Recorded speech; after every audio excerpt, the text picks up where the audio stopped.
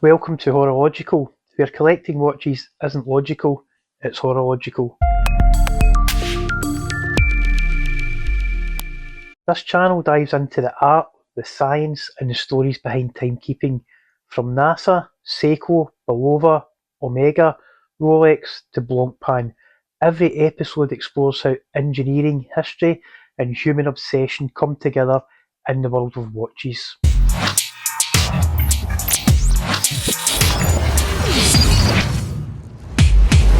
Expect watch news, reviews and deep dives into design, accuracy and heritage, from iconic classics to hidden gems. Whether it's a Swiss masterpiece, a Japanese workhorse or a forgotten quartz experiment, every single tick tells a story. There'll be weekly videos every Thursday at 6 PM, and if you're fascinated by precision, performance and the stories behind the dial, you've just found your new watch channel home. Welcome to Horological, my new watch channel where we will look at all things horology. Horology is a scientific study of time and the art of measuring it, encompassing the design, construction and maintenance of timekeeping devices like clocks and watches. It combines technical expertise with an appreciation for the craftsmanship and history of time measurement. The term originates from the Greek words hora, meaning hour, and logia, meaning study of. Hang about till the end of this video and you'll hear my sign off for the first time. Complain in the comments if you never want to hear that again. My own introduction to wearing a watch was via a Snoopy Timex, just like this one, channeling my inner Kevin O'Leary at the tender age of 6 years old. Graduating onto a Casio F87W at 8 years old. Incidentally, Casio introduced the F-series watches in my birth year. This seen me through till the start of high school, where I tried a Seconda dive style watch for a couple of years. The marketing campaign for these watches was beware of expensive imitations. At the time it wasn't all bad, although its insides did resemble an H.R. Geiger creation, and its unreliability got me in first name terms with a local watchmaker. We'll save that story for a future video. My first encounter with a fully fledged mechanical automatic watch, it was peering in the window of my local jewellers. That jewellers was called Hudson's. This was our family jeweller. Before online shopping, quite often one local jeweller would supply engagement rings, wedding rings, random, questionable gift items at all levels of cost and quality for all members of the family. It was a quaint idea for sure. In today's world of uber-connected online price comparison shopping, it's certainly a completely different world back then. Buying things back then as well, it was a take it or leave it experience. They either stocked it or they didn't. So what was this watch? Well, it was a classic Seiko SKX 009 Pepsi bezel, and I was mesmerised. My love for a aluminium bezel, it continues to this day. I've got a few ceramic bezels now, but those aluminium equipped pieces, they still absolutely resonate with me. I was looking the other day at a aluminium bezel Pierce Brosnan era Seamaster, and I was so tempted to pull the trigger on that one. Haven't done it yet, but I'll revisit that at some point. The price for this watch at the time, it was 174 Great British pounds, or the equivalent of $271. Not an inconsiderable cost for the time, and it overpriced. Sans internet comparison age. There was a less expensive version on a black rubber dive strap, with the all black bezel. It was the SKX 007, but I fell for that Jubilee style bracelet and the aforementioned aluminium Pepsi bezel. Absolute classic, and it was the most expensive configuration at the time. Go figure, watch collecting, most expensive option.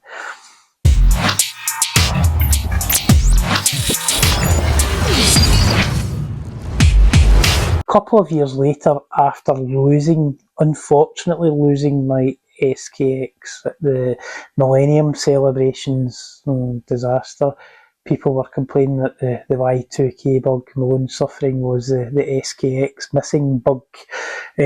However, it led me into buying a Tag Heuer, my first Tag Heuer, and that began a kind of journey of buying and selling tag watches. Returning to the start of the tag journey like an Escher design. It's been a recurring theme through my watch collecting journey, is that continually going back to things that have been before, maybe with a little twist, but that recurring theme.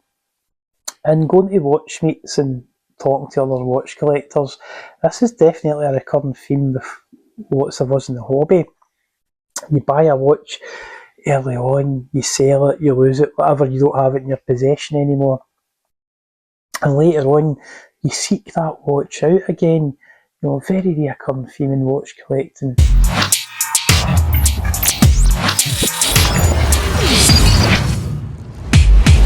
My watch collection today has watches that pay homage in some way to all of those original watches, reflecting the designs that had an early influence on me on this crazy journey of watch collecting. Grab a Nuka-Cola and have a wander through the wild wasteland of some of my current collection. My Timex Expedition Scout Snoopy, a bargain purchase that provides more wearing enjoyment than it deserves. No red strap though this time, sorry Kevin. The Seiko 5 Sports SRPD 53, a direct homage to my long lost SKX. A Tag Formula 1 chronograph, yep, it's the quartz one with the Ronda 5040D movement in it. But there's a bit more to it than that, especially, well, to me anyway. I've got a couple of Casios that probably deserve a future video of their own. Both of them are good. One of them's exceptional at night. A pair of Tissot PRX watches. I've got a 40mm and a 35. The 35 is more faithful to the original kind of C-Star that the PRX is based on. Again, the original C-Star that's a birth year watch for me. Tell me when I was born, by the way. Put that in the comments, you can figure it out. That's a couple of clues now that we've done on that. The C-Star itself at the time was a homage watch to the Rolex Oyster Quartz, and yeah, Rolex played with quartz too. Omega had a Seamaster. I think it was the Omega Seamaster Quartz reference ST396.0852. It was a 1977 watch, and it was a full year before the original Tissot C-Star PRX. And the homage thing it's been going on for quite some time, and it will require a future video for a deeper dive. It's a bit like that Escher design again at Horology. It just keeps coming back round and recycling. That's the watch game.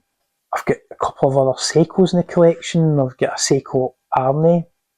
Not the standard one though, it's something a little bit different, but yeah, I'll do that again. That deserves a video all of its own. I've got the reimagined Seiko Pogue.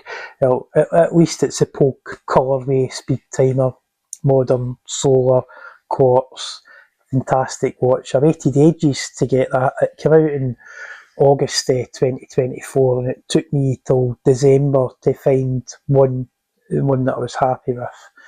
I don't buy Seikos, I curate them. I like to see them and hold them in my hand in person.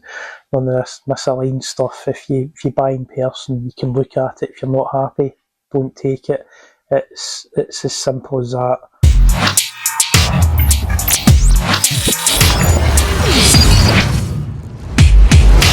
I've got a Panerai as well, an interesting watch. I've had a couple of Panerai over the years. One of them was a Franken watch, full disclosure Franken watch, but I loved it. Moved it on. I've now got something a bit more modern from Panerai. We can talk about that at some point.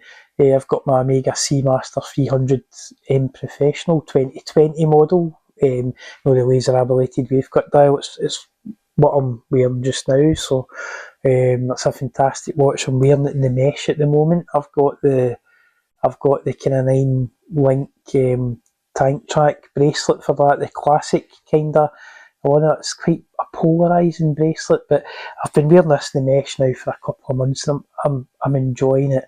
There's a big discussion there about whether the No Time to Die titanium watch in the mesh is worth the money. And quite often with watches, I find value kind of lower down the range, and it's like that with the Omega Seamaster. Just the basic blue on, blue bezel, blue wave cut dial version. That's the one for me, and I'm totally happy with that. Some beautiful little design touches, and that the little red end of the seconds hand, for example, just really sets that watch off. It's a fantastic watch.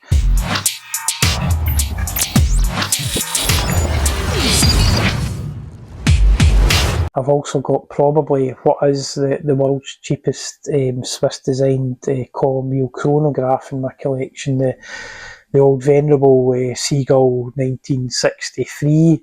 I've got Bulova. I've got a couple of Bulova watches in the collection now. I've even got a homage watch. I've held off buying a Seiko Willard because I feel Seiko are price gouging on the Willard. It's that reissue tax that people often talk about with Seiko. So I have got a Willard, but it's a homage Willard. But I love it, and when Seiko do finally relent on their pricing structure for Willards, I will happily run out and add a Willard to my collection.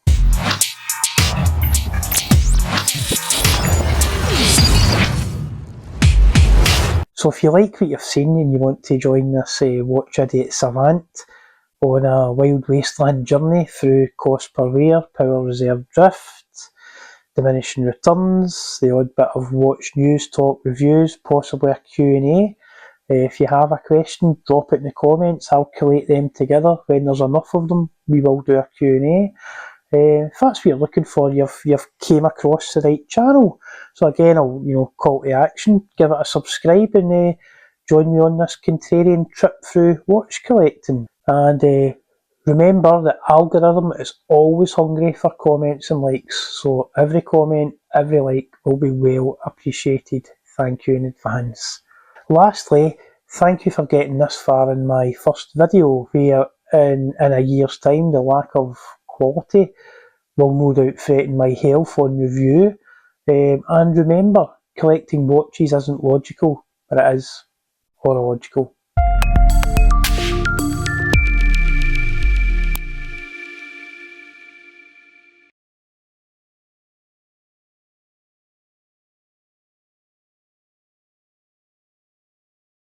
Hi there, welcome back to Horological.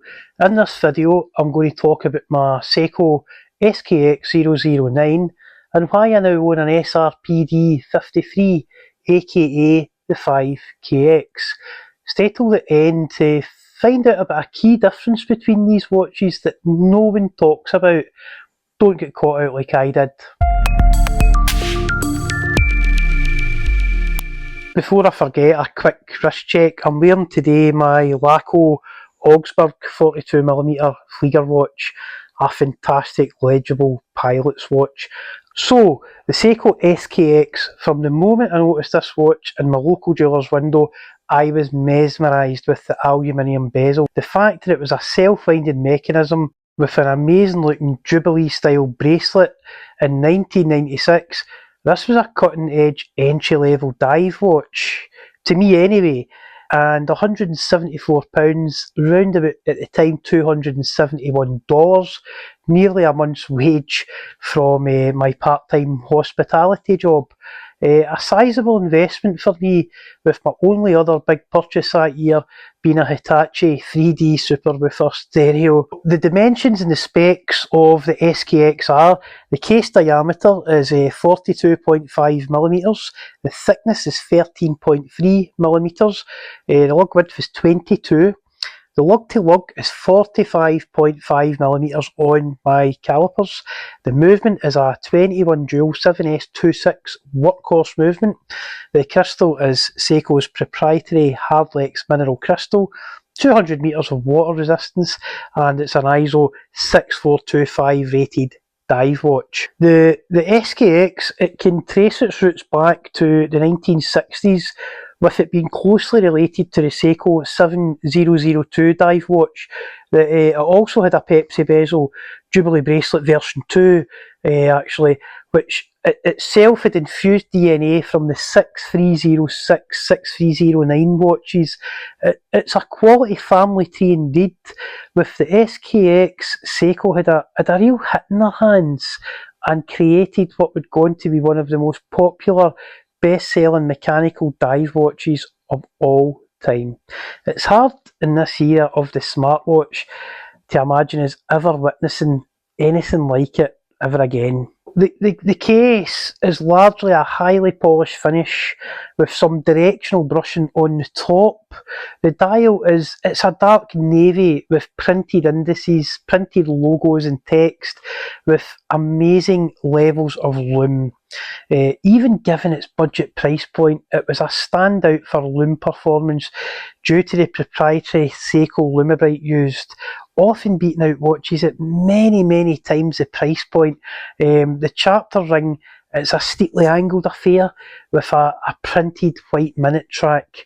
The SKX had a fully graduated bezel with a sunken lume pip, and the watch fully complied with the ISO 6425 standard of the day.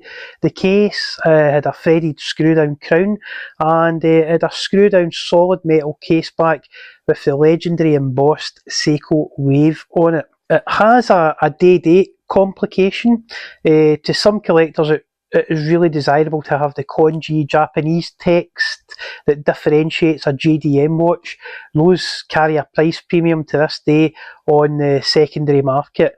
One of Seiko's quirks with this day date complication is Monday to Friday is black text, with Saturday being blue text and the Sunday being red text, and all on a white date peel background.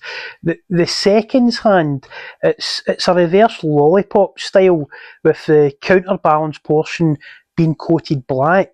The minute hand, it's an arrowhead, and the hour hand is a syringe. It's a classic Seiko configuration. The 7S26 movement uses the Seiko Magic Lever bi-directional winding system.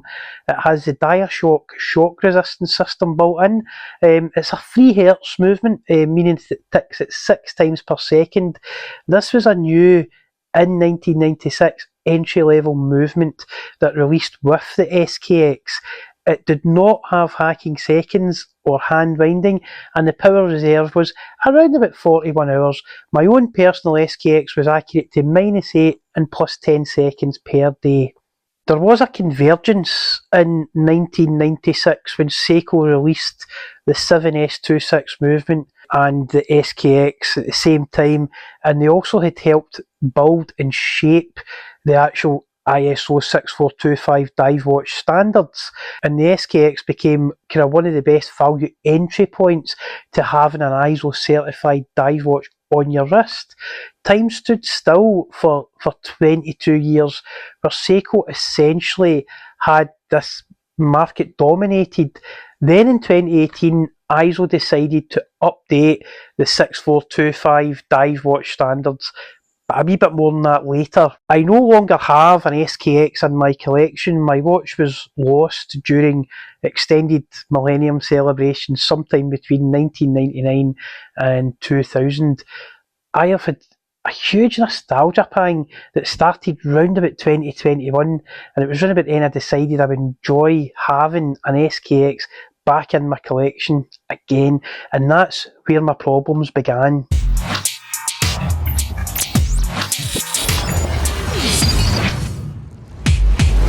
The SKX, it had been discontinued in 2019. I had assumed, a la Seiko, that new old stock would be available for years to come. Wrong. Absolutely wrong. They had become rare and hard to acquire in original condition. I had missed the boat. eBay was full of Frankenstein SKX, that were commanding prices above $500. The swapping of date wheels to the more desirable congee versions was a common thing to see, as were dial bezel swaps. The SKX was a popular modder's base watch, and getting a good OEM version, it was like playing the lottery. There were even some complete watches for sale that were made of all aftermarket parts. Seiko had never touched these watches. No genuine Seiko parts were in these watches at all. This market had more danger than an unscheduled landing on LV426. I did pull the trigger and ordered what looked like a good one. When it arrived, it was so poorly put together with random parts, some of which were not Seiko OEM parts. I sent it straight back for a refund. I did notice around this time the Seiko 5 Sports with the Pepsi bezel, which it had released in 2019. I also noticed these watches were roundly rejected by the community and reviewers alike. This caused me peak interest. The contrarian in me had to check one out. I went to Glasgow to get a look at one of these watches in the flesh and perhaps pick one up. Only a couple of the jewellers that I visited that day carried the 5 Sports line, instead favouring the higher kind of end prospects level turtle watches as the kind of entry point to their Seiko collections. The staff and the jewellers I visited, they couldn't understand why I was so interested in the Pepsi bezel SKX rather than a Pepsi bezeled paddy version of the Seiko Turtle, or numerous other offerings in the Prospects lineup. Eventually I did manage to get my hands in one of the 5 Sports watches with the Pepsi bezel, but a la Seiko it was misaligned. Although I did decide with that misaligned watch in hand, I was going to try and find a good one of these SRPD 53 watches, and I would be happy to add it to my collection, a modern day homage to my long lost SKX, if you like. I decided after a couple of other futile attempts to buy one of these watches fairly locally to contact the Seiko boutique in New Bond Street, London. They assured me they had a few in stock and could supply a well-aligned example for me to purchase. I decided rather than buy it online, I would instead travel to London in the train, which at the time it's 5 hours each way, to curate, not buy this watch. This was getting expensive. The staff were amazing, if perhaps a little bemused at my mission, but I can't rationally explain how it made me feel. As watch collectors, is it ever rational? I ended up buying a well-aligned one after having a few brought out to me on the classic felt tray. I also grabbed the official Seiko 22mm navy blue NATO strap, so £310 for the watch and £80 for the NATO strap. Ouch. So $390 for the complete system, around about $500 equivalent, plus the price of those train tickets. Oh, maybe I should have tried harder to find a good SKX in the secondary market. I will also add that straight out the box, this watch had an ill-fitting, rattly, hollow end link bracelet, but I had noticed this in the boutique, so I knew what I was getting myself into, and that's why, while there, I picked up the NATO on the day. Not a huge deal, but it's worth a mention. So the dimensions of the SRPD 53 are: the case diameter is 42.5mm, the thickness is 13.3mm, we've got a lug-to-lug of 45.5mm, a lug width of 22. The movement is 4R36. New workhorse movement. It's a 24 dual movement this time. It still has Seiko's proprietary Hardlex mineral crystal. Water resistance is reduced from the SKX 200 down to 100 metres. It has no screw down crown, and it's no longer an ISO certified dive watch. So dimension wise, the watch is identical to the SKX, with the omission of the screw down crown being one of the two case differences, but more about that other case difference later on. Seiko added hand winding and hacking seconds to this new movement and kept the 41-hour familiar power reserve. Magic lever, automatic winding and the DiaShock system were still all present and correct. The solid metal case back with the much loved Seiko Wave had now been replaced with a Hardlex Mineral Crystal Exhibition case back, which I actually quite like. The opportunity to do this was achieved with the watch having the reduced 100 metres water resistance, and someone buying their first automatic watch being able to see the movement, it sure is a desirable feature to have.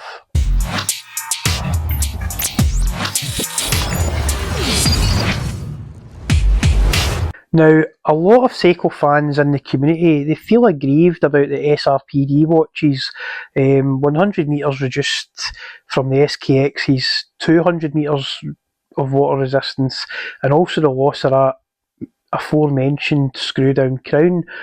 I don't mind these changes. The original Blancpain 50 Fathoms was rated to 91.44 metres, aka 50 fathoms water resistance without a screw-down crown. At the time, Rolex had the patent for screw-down crowns, and I mean, even the original Rolex Submariner had 100 metres of water resistance.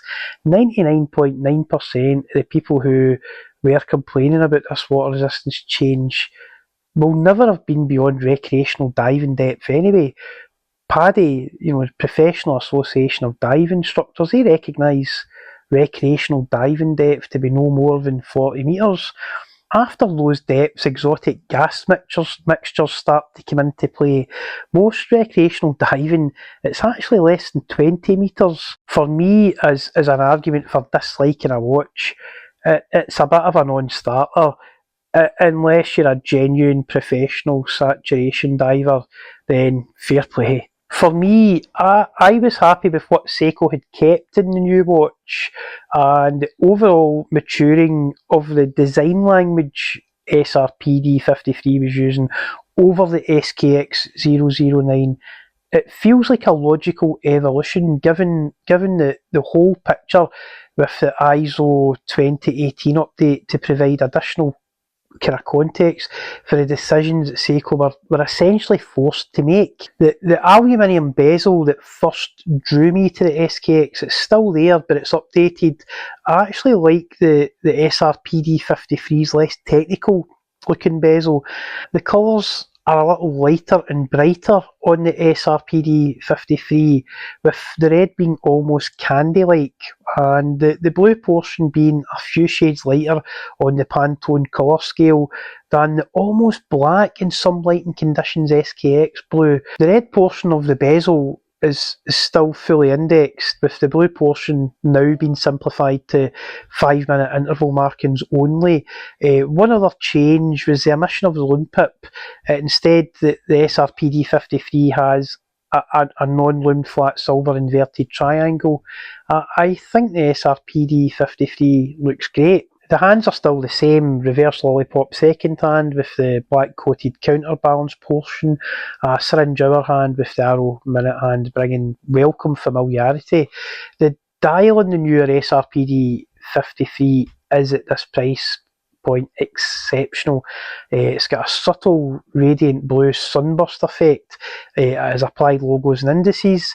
Seiko really put lots of effort into dialing, pun intended, the cosmetics of this watch up several notches from the original SKX. Timing wise, my SRPD 53, it runs at +6 or -4 seconds per day. It runs between that, which is well within the manufacturer's tolerances of +45 and -35 seconds per day. Anybody who has ever owned a Subaru Impreza or Mitsubishi Lancer, of which I have owned both, they know how humble the Japanese can be about performance. They are the masters of managing expectations and then easily surpassing those expectations.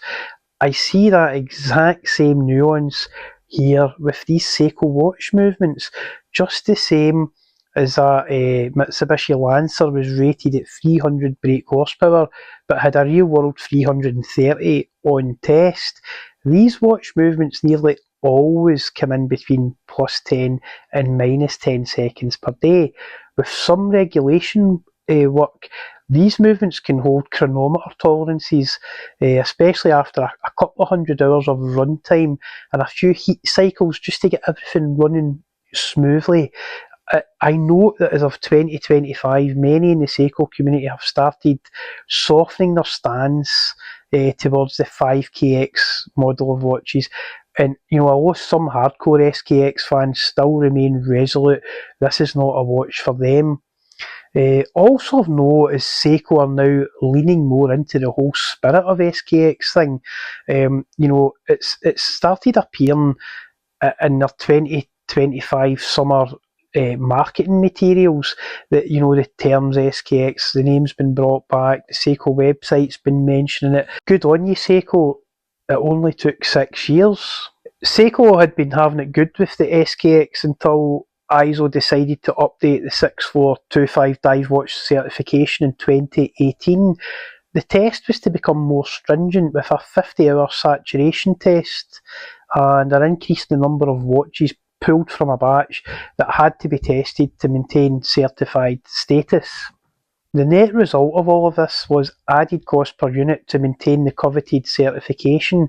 The SKX was a product that already had tight profit margins and an outdated movement. Towards the end of its production cycle, the SKX was literally creaking at the seams, although I did thoroughly read through the 2018 ISO 6425 revisions, and I've got no doubt that SKX would have passed, these updates, but it was purely economics. In no way would this watch have failed on technical terms.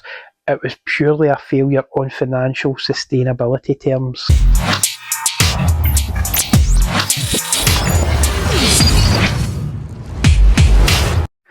I actually prefer my SRPD 53 to my original SKX. Yes, I enjoy wearing it more than my original SKX.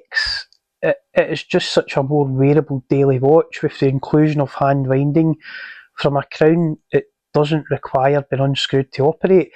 Anyone who wears watches on a rotation basis knows what a pain it can be to unscrew the crown, to set the time for that watch, to give it some wrist time. I do enjoy the cosmetic changes Seiko have made too. The dial encompasses all the feels of the original, with those elongated syringe tip circles at 6 and 9, the inverted syringe tip triangle at 12. It really has the face of an icon, and in direct sunlight that radial sunburst blue just comes to life. What an effect. I am so happy Seiko kept this watch available to buy in an albeit to some compromised form. But to me, it's a perfect nostalgia piece, and it sits proudly in my top watch box. The one major change I have made to my SRPD 53 since that initial purchase is I now wear it on a tapered Jubilee style bracelet like I had on my original SKX. I also added an aftermarket glide lock style clasp, a good solid end link bracelet, and 20mm of micro adjust in 2mm increments make this watch amazing.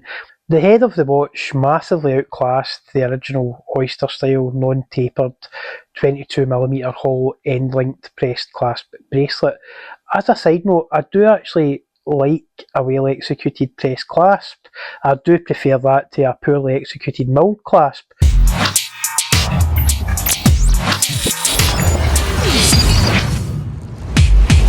When trying to source a good bracelet for these watches, I would recommend Strapcode, Uncle Straps, formerly known as Uncle Seiko, or contact Mark Frinkle at Long Island Watches. They all supply really good quality, good value, if not cheap, bracelets for these watches. And that brings me on to the other case change. The SRPD 53 has the lug holes drilled in a slightly different position to the original SKX. So contrary to popular belief, the SKX bracelets don't fit this watch, and many, including myself, have been caught out by this. All thankfully sorted now, and I'm sure you'll agree the results are absolutely stunning. Now next year, 2026, is the 30th anniversary of the launch of the SKX, and that rare convergence that happened with the 7S26 launch and Seiko's involvement in the ISO 6425 dive certification programme. So what will Seiko come up with to commemorate the creation of one of the most popular dive watches of all time? Time will tell, it always does. Let's just hope they don't make a willard of it. Please subscribe for more content like this, and share your thoughts in the comments below. Consider a like, and thank you for watching. And remember, watch collecting, it isn't always logical, but it is horological.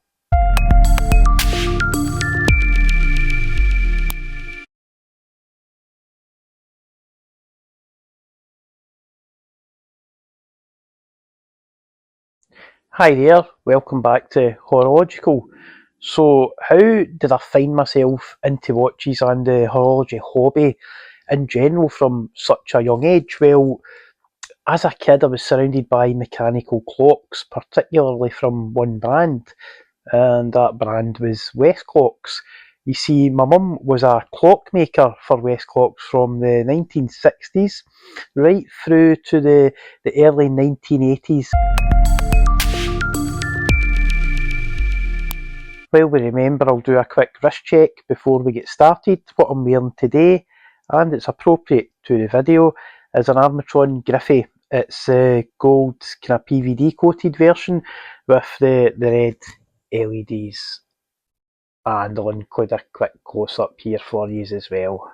The footage I am using was filmed inside the Strathleven factory during the 1960s, and it gives a great insight into the inner workings of a fully integrated clock and watch factory during this time. It really shows how hands-on the work was, and at the time these products were sold to over 110 countries, including Switzerland. Yes, we actually used to supply alarm clocks and mass-produced mechanical wristwatches to the Swiss. There's quite a degree of automation going on in the factory as well. For its time, it was a state-of-the-art manufacturing plant. It's hard to imagine that they produced 10,000 units per week in here, from absolute raw materials right through to a fully packaged retail product. What we're seeing here is one of the finishing rooms. We're not seeing the large presses or the coating processes for the pressed out case parts. There was also a full acrylics department making the crystals for the clocks. There was a loom department, dial department, hands getting stamped out. There was also a highly technical mainspring area where the mainsprings were made as well. There was nothing bought in, it was all made on site, fully integrated. I mean, it's there's not very many factories are doing that these days, that's for sure. This was a truly unique manufacturing plant based right here in the west of Scotland. That's a finished tray just going in the conveyor belt there, and that they would go along to the next stage in the process. It's amazing to have access to this archive footage of how the factory actually worked. That's massive bezels there on the right hand side in acrylic crystals, so that's crystals and bezels getting applied to it looks like wall clocks. They were all chromed on site as well, the bezels. And look, that's those wall clocks here on a rack, ready to go off to be packaged. There's some footage of finished alarm clock products. They made a huge range of different dial configurations, different clock watch configurations. You look at that, it's spectacular, isn't it?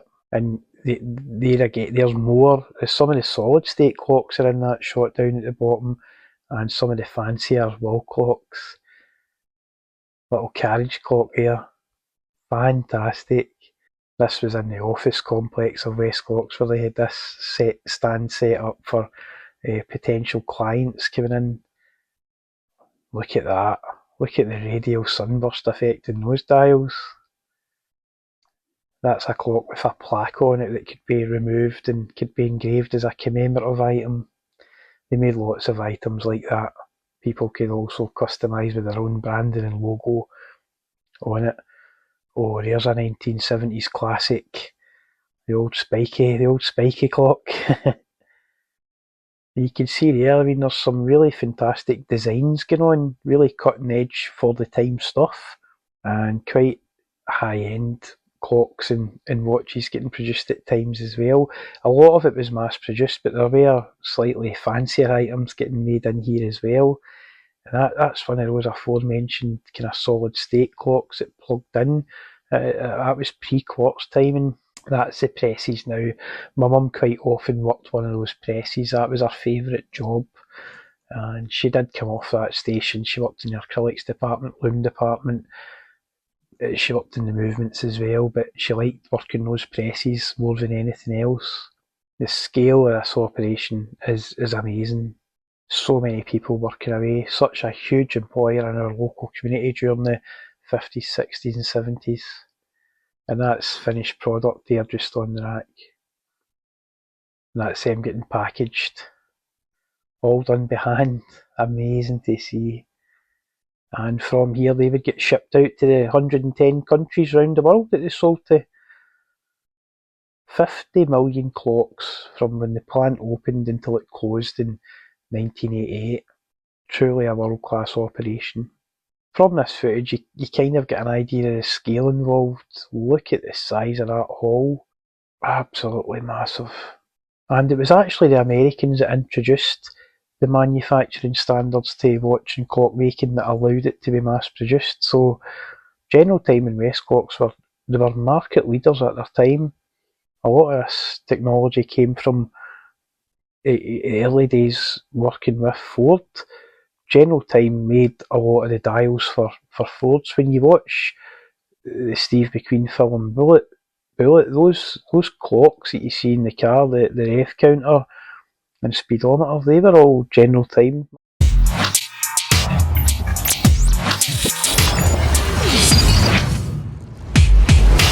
General Time were heavily involved in quartz timing development with many mergers and acquisitions throughout the 1950s, 60s and 70s. And even have links to my wrist check watch today, the Armatron Griffey, through shared modules manufactured by a company called Computed Time Corporation that benefited from earlier General Time quartz research. These modules were used in early Armatron watches, and they found their way into the ubiquitous red LED Westclox digital alarm clocks of the 70s and 80s. I'll put a couple of examples of these on screen. There were also links historically with Waterbury clocks, who became Timex. Hamilton, Bulova and Ingersoll all share historical links with General Time and Westclox. Sadly, General Time was distracted during the quartz development phase of the late 1960s, where Seiko were the first to miniaturise the quartz technology to fit in a wristwatch, albeit prohibitively expensive at launch, while General Time and Westclox concentrated quartz development to military and other national interest uses, given the Japanese, who were effectively at the time banned from developing military equipment, they had the edge in consumer development at the time. The quartz crisis hit General Time and Westclox really hard, as they were slow to adopt and transition to the more consumer-led aspects of quartz watch and clock manufacture. That fully integrated factory design that was once a great advantage in the manufacture of mechanical clocks and wristwatches, it was now like a giant iron ball round their ankles.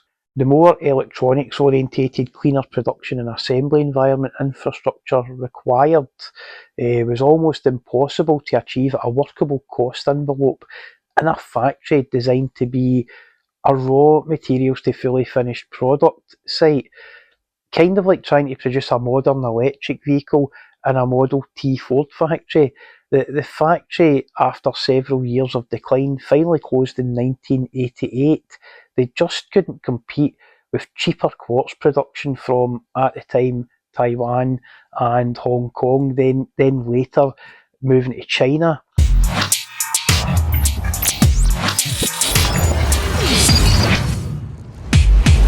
So that's a brief history of why I'm into collecting watches and horology in general. My mum worked at this plant. There was many members of my extended family worked at this plant. My mum's sister Catherine was an office manager for years at Westclox and General Time. In 1974 it did become the actual global headquarters of General Time, and she managed the office for them. And while I was doing the research for this video, I did come across some internal General Time documents, and the revelations that I discovered in these documents absolutely blew me away. So if you're not subscribed to the channel, now's a good time to subscribe, because when I tell the story that I discovered here, it's absolutely out of this world, quite literally. Please subscribe for more content like this, share your own thoughts in the comments below, consider a like, and thank you for watching, and remember, watch collecting isn't always logical, but it is horological.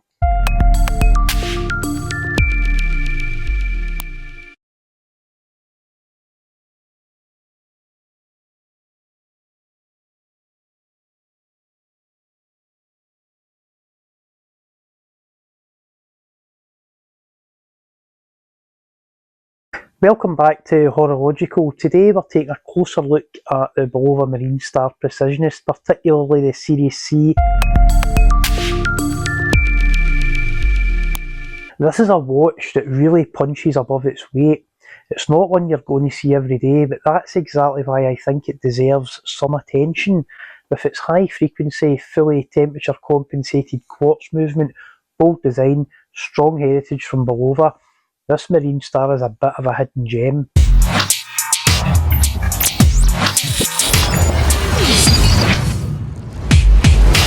Today's wrist check, I'm wearing a Casio G-Shock 5610.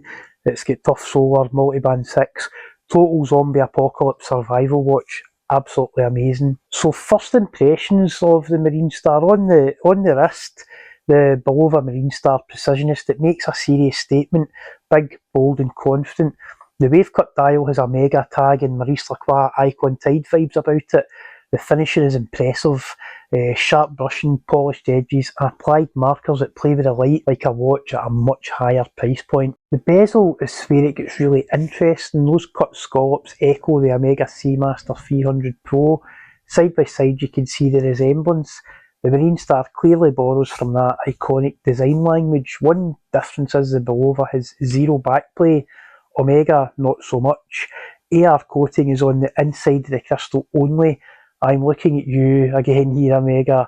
I've got a Seamaster Pro and there's a couple of little marks on that sapphire where the crystal's fine, but the AR coating has been blemished. Oh, so annoying. It also shares the sporty modern diver energy of the Tag Heuer Aqua Racer with its bold grip and functional tool watch presence. There's a touch of Blancpain bathyscaphe in the clean, purposeful dial with bold applied tool forward indices, and although technically blue, the Marine Star is almost monochrome looking, very Blancpain. Then there's the lugs. The Seamaster is famous for its lyre lugs, but here Bulova has given the Marine Star a lug design that subtly echoes their historic tuning fork logo, a heritage nod hiding in plain sight. I've also seen that settings hand somewhere before. I just can't recall where. If you've seen this settings hand in another watch, get in the comments below and let me know. In hand, this doesn't feel like a budget quartz diver. It feels premium and immediately gives the impression it's punching well above its weight. Under the hood is what makes this watch so special. Bulova's ultra high frequency quartz running at 262 kHz. The accuracy is plus or minus 10 seconds per year. Better than the Grand Seiko spring drive, better than a COS chronometer, better than most luxury watches at any price. The seconds hand, it moves at 16 steps per second. To the naked eye, it looks like a pure glide, just as smooth as Grand Seiko's spring drive. This is an amazing piece of horology technology. The trade-off, that ultra high frequency does reduce battery life somewhat compared to a standard quartz. A similar movement exists inside the Bulova Lunar Pilot, although the seconds sub-dial on that piece is pegged to 2 ticks per second to preserve battery life. This movement is the Precisionist fully unleashed and it looks great in action. Subscribe to the channel. I'll make an update video when this watch needs a battery change. I'll update you on its long-term accuracy and what it's been like to live within the collection over time. Let's talk numbers. The case size is 43mm, bold but still wearable. The lug to lug is 50mm. It gives it good wrist presence without overhanging in most wrists. The lock width is 22mm, it's perfect for the case size and weight. It's a sapphire crystal, excellent scratch resistance and inner AR, showing that Bulova didn't go cheap here. Solid casework, weighty, premium, no rattle, no compromise, with 200 metres of water resistance and a signed screw down crown. Seiko, anybody? Also, the angular brutalist crown guards are another outstanding piece of design. Applied indices, dial detailing and lume application that can go toe to toe with Omega, Tag and Seiko. The bezel action is crisp, functional and satisfying, not loose, not sloppy, zero backplay. Absolutely zero backplay. On the wrist it feels every bit the part of a proper dive watch and way beyond what most people expect from Bulova, really way beyond. The Tag Heuer Aqua Racer, it shares similar bezel design and bold dive watch aesthetics. The Omega Seamaster 300 Pro, the scalloped bezel design is so close you'll notice it instantly in a side-by-side comparison, but the Bulova delivers that looking better bezel action at a fraction of the price. Blancpain Baffy scarf, clean, functional diver ethos with a tool-first mentality. Grand Seiko Spring Dive, both deliver that sweeping settings hand, but the Bulova outplays Grand Seiko in the accuracy stakes. The bracelet has a touch of Rolex Oyster in the link design, however, that brings us on to the watch's only weak point. The bracelet, push pins instead of screws for sizing, a solid mill clasp with double security but no on the fly micro adjust. These aren't deal breakers, but they hold it back slightly compared to modern Omega or Tudor divers. It is telling that I'm mentioning the Marine Star in that exalted company though, and that's why I wear mine on an Alpine Straps premium silicone, softer and more comfortable than the bracelet. Buckle and tying give instant adjustment, problem solved, keeps the watch water ready, and adds to the modern tool watch vibe. With this strap swap, the Marine Star goes from being excellent to outstanding and also doesn't break the bank. I'll include an affiliate link to this strap in the description below.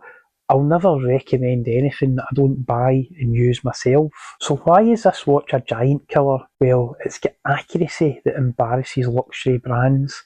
It's got a sweeping seconds hand as smooth as a Grand Seiko Spring Drive, at least to my eyes. It has strong design cues from Tag, Omega and Blancpain, executed at a fraction of the price, and it is its own product. It has premium in-hand feel that is so often underestimated at this level of the market. At around $995 on release, this watch delivered features that would cost several times more from any of the Swiss giants. One of the reasons I've got a soft spot for Bulova is its history. Bulova was part of a group of American watch companies that contributed to the Apollo missions.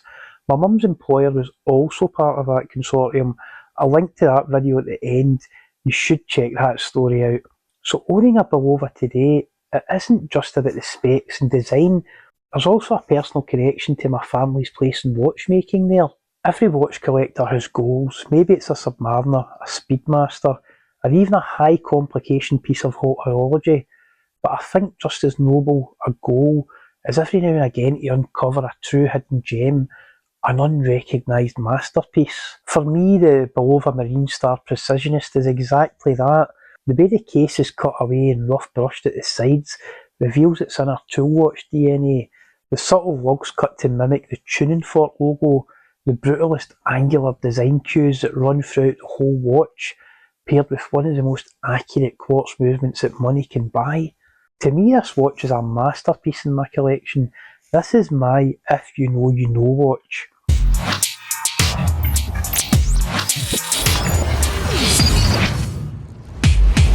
And with my own family's history tied to Bulova and quartz development back in the 1960s, there's a personal connection that makes this piece even more meaningful. It's just a shame the Bulova Citizen Group never marketed this watch to its full potential, especially with Bulova historically being marketing pioneers, having the first ever paid for radio advert and also having the first ever paid for television advert in the USA. Joseph Bulova was a genius. In my eyes, this watch deserves recognition. Thanks for watching, and if you enjoyed this, subscribe to the channel because we'll be following this watch's long-term progress in the collection. And remember, watch collecting isn't always logical, but it is horological.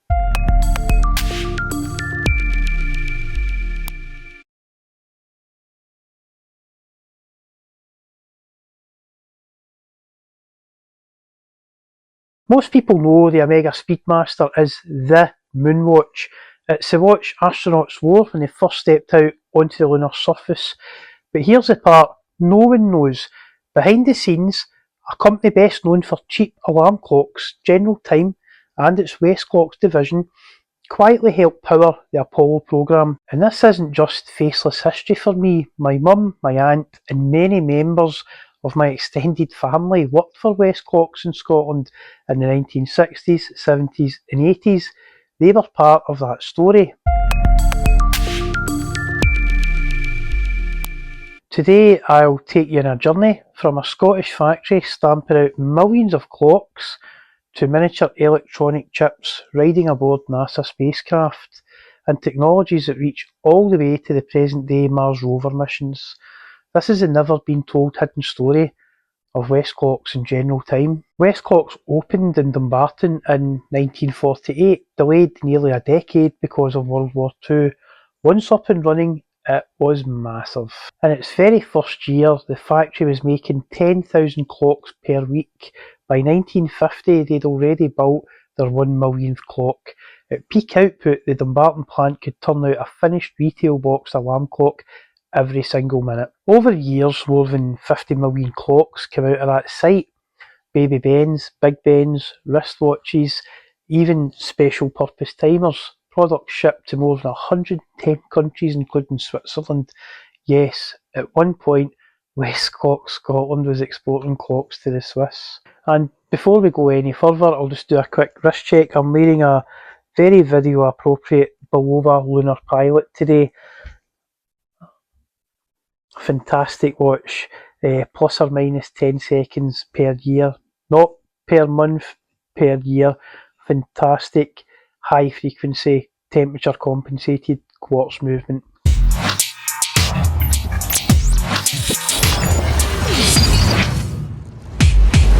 My mum worked across several departments. She was a senior operator stamping out metal cases for Baby Ben and Big Ben alarm clocks. She also pressed out and assembled movements. Later on, she worked in quality assurance, checking acrylic crystals for flaws that could crack when pressed into a clock. She sometimes painted luminous material onto dials and hands, thankfully with non-radium lume. This was skilled industrial horology, and for families like mine, it was just everyday life. Like many manufacturers, Westclox hit tough times in the late 1960s. Cheap imports from Asia undercut the factory, and hundreds of Scottish workers were laid off. Petitions to Parliament led to anti-dumping laws, and production recovered. By the early 1970s, things were looking up again. The Queen, Prince Philip and Princess Anne even visited the Dumbarton plant in 1971. And while most of the world still thought of Dumbarton as a mechanical clock plant, behind the scenes the site was already home to dedicated quartz testing laboratories. These labs were used to measure oscillator accuracy, check crystal performance and run endurance testing on early quartz modules. Testimony from former staff and internal documentation confirm that this work was happening years before the famous 1974 Westclox Space Seminar. In other words, even while the factory was fighting off cheap imports, Dumbarton was also quietly helping General Time pivot into the electronics future. By the early 1960s, General Time was moving away from being just another clock company. In 1961, they created the Electronic System Division in Stamford, Connecticut. One of their first projects was the NEAR receiver, the National Emergency Alarm Repeater, a civil defence device basically designed to wake the population in case of nuclear attack. By 1962, General Time was producing solid-state clocks. That shift from mechanical gears to electronic timing was exactly what opened the door to aerospace and defence contracts. The Auditron wasn't a wristwatch movement, it was aimed at clocks and timers, but it proved General Time was capable of cutting-edge electronic horology. 1967 was the year General Time stopped being just a consumer brand and became a serious aerospace contractor. They made three pivotal acquisitions: Videomapper, a television electronics company, which was moved into the new Rolling Meadows Space and Systems division, where General Time established an office complex; Minoco, the miniature electronics component company based in Massachusetts, specialists in quartz and temperature compensation devices; and Lakeville Precision Moulding, producers of ultra-precise moulded components. With these, General Time now had expertise in aerospace imaging, miniaturised electronics, and high accuracy, high tolerance components. They weren't just making alarm clocks anymore, they were building the kind of parts catalogue spacecraft required. Minoco's chips were small, but they solved a huge problem. How do you keep a quartz oscillator stable when temperatures swing violently in space? Their solution: temperature compensation modules. Apollo-era circuit boards show four Minoco chips together, built-in redundancy so that if one failed, the others would keep the system running. That's the hallmark of fail-safe space engineering. These weren't toys, they were integrated into mission-critical systems: navigation, communications, and burn timing. And here's the kicker: I found auction listings for mission-used boards showing these exact Minoco parts, pulled from Apollo-era lunar landing modules. That's physical proof of General Time's direct involvement in flight-proven spacecraft electronics. In 1968, Minoco unveiled Micro-Mini BITE built-in test equipment. These were self-testing circuits that verified performance on the fly, perfect for satellites and spacecraft where you can't exactly swap out a faulty board on a whim. That same year, General Time bought BrainCon, an oceanographic instruments company. At the time, NASA was running the spacecraft oceanography project, linking ocean science with satellite sensing. BrainCon's oceanographic expertise, combined with General Time's electronics, it extended their reach into space-based remote sensing. By the late 1960s, General Time shifted most production to its Athens plant, and suddenly workers noticed something. Security got tight, ID badges were issued, restricted access areas were introduced, compartmentalised work. The Athens plant was now taking offloaded work directly from Honeywell, another high-end military and space contractor with direct links into Bell Labs. General Time had established a seat at the highest echelon of top-secret military and space development. It was clear this wasn't just consumer clocks anymore. This was top-secret aerospace and defence production. In 1969, General Time's Space and Systems Division provided central timing equipment and funding for Apollo 8. This was the mission that carried astronauts around the moon for the very first time, and General Time was along for that ride. Central timing wasn't a small role, it was the master clock, the heartbeat of the entire mission. So yes, Westclox's parent company helped keep time on humanity's first journey to the moon.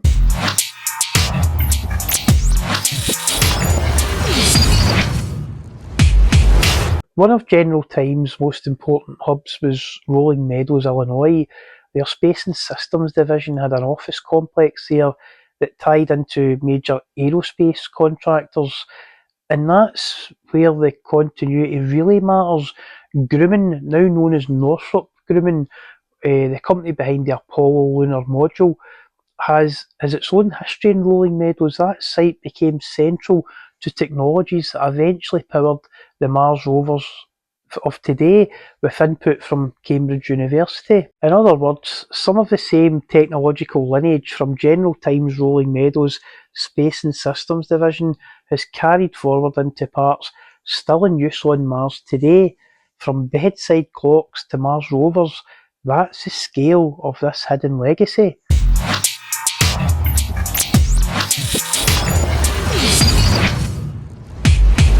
Back home in Scotland, Westclox Dumbarton carried on making millions of clocks, but by the mid-1970s it had built a reputation as a centre for quartz research. Those in-house testing labs, already active in the late 60s and early 70s, made Dumbarton one of General Time's most advanced international sites. So in October 1974, when Westclox hosted a space seminar attended by Neil Armstrong and Sir Patrick Moore, the location made perfect sense. Dumbarton wasn't just stamping out baby Ben alarm clocks, it had become a hub for quartz experimentation and testing. By 1976, the Dumbarton plants had even been made General Time's international operations headquarters. The Scottish site had gone from a mass production factory to being the global headquarters of a company tied into NASA's most advanced missions. The Dumbarton factory sat right next door to Polaroid, whose instant film had NASA applications for rapid X-ray inspection and fieldwork. General Time itself was later acquired by Tally Industries, another aerospace and defence supplier, and then after that by Carpenter Technology, who are worthy of a Google search if you've got some time, another defence high-tech provider. It's all part of the same web of companies contributing to Cold War aerospace and NASA projects. And here's the irony: the quartz technology that helped Apollo, and that General Time helped to pioneer, also destroyed the mechanical clock business, essentially causing the quartz crisis.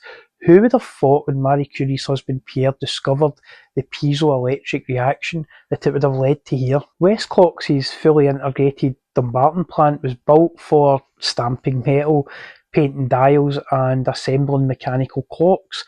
It wasn't designed for clean rooms and microelectronics of quartz production. By the 1980s, cheap imports from Asia dominated the market, and in 1988, after producing more than 50 million clocks, Westclox Dumbarton closed its doors. Incidentally, just a few years later, Grumman themselves hit severe financial woes and became Northrop Grumman. Those Cold War contracts had dried up fast, hurting many companies in this inner circle. Because here's the truth, this story has never been told in this form before. It has taken over 2 years of research to uncover, piece together and analyse, connecting factory life in Scotland to Minoco chips, to Apollo timing systems, to Rolling Meadows, to Grumman, Bell Labs and even Mars rovers. And that matters because it changes how we see the legacy of General Time and Westclox. They weren't just alarm clock makers, they were part of humanity's journey into space. So next time you see an old baby Ben alarm clock, remember behind that simple dial lies a hidden legacy that stretches all the way to the moon and beyond. If you enjoyed this video, hit subscribe. And if you have your own family stories from Westclox or General Time, share them in the comments. They deserve to be told and remembered. And here's a little footnote to the story. Amid all those serious Cold War and Apollo contracts, General Time also invented the Time Mist, a mechanical bathroom air freshener. It was basically a clockwork mechanism that puffed fragrance into the atmosphere every few minutes. So yes, the same company that helped build Apollo's timing systems also kept public restrooms smelling fresh. From the lunar to the loo, that's General Time's story, and in its own way, that too is horology, accurate timekeeping, one spray at a time. And remember, collecting watches, it isn't logical, but it is horological.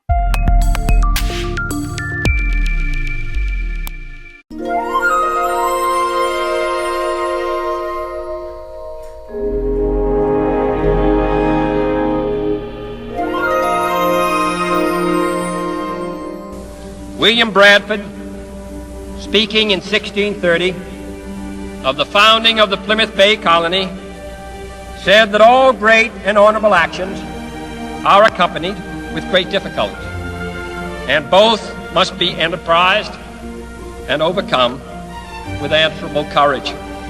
If this capsule history of our progress teaches us anything, it is that man in his quest for knowledge and progress is determined and cannot be deterred. The exploration of space will go ahead. Whether we join in it or not, we mean to be a part of it. We mean to lead it. For the eyes of the world now look into space, to the moon and to the planets beyond. our leadership in science and industry, our hopes for peace and security, our obligations to ourselves as well as others, all require us to make this effort, to solve these mysteries, to solve them for the good of all men. There is no strife, no prejudice, no national conflict in outer space as yet. Its hazards are hostile to us all. Its conquest deserves the best of all mankind. We choose to go to the moon. We choose to go to the moon.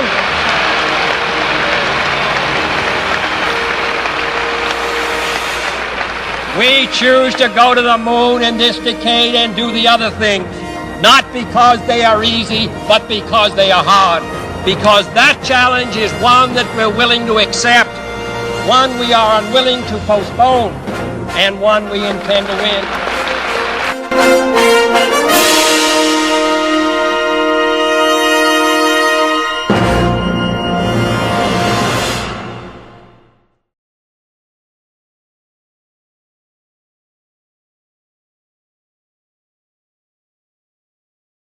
The synergy with watches and cycling.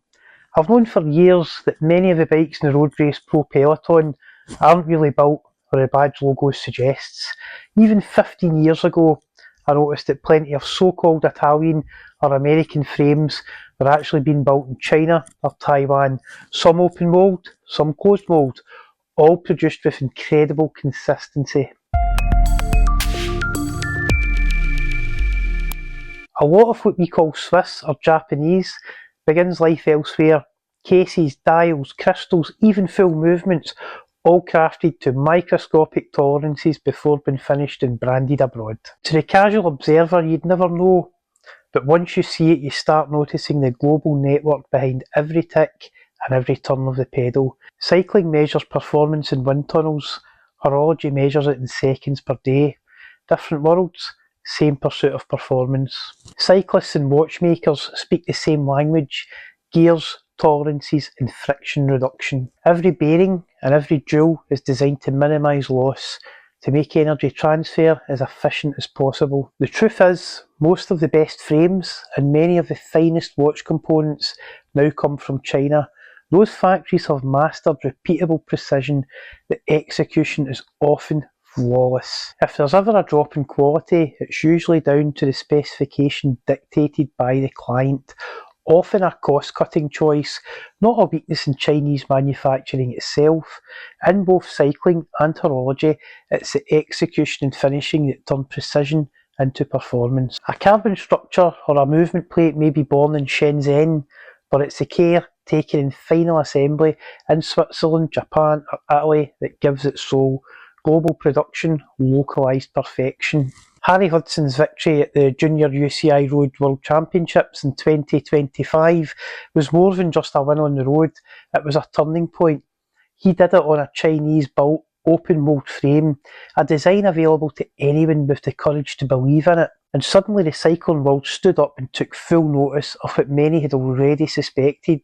China isn't just capable of making good frames, it's capable of making some of the best in the world. Joe from China Cycling took a real gamble sponsoring Harry with that bike.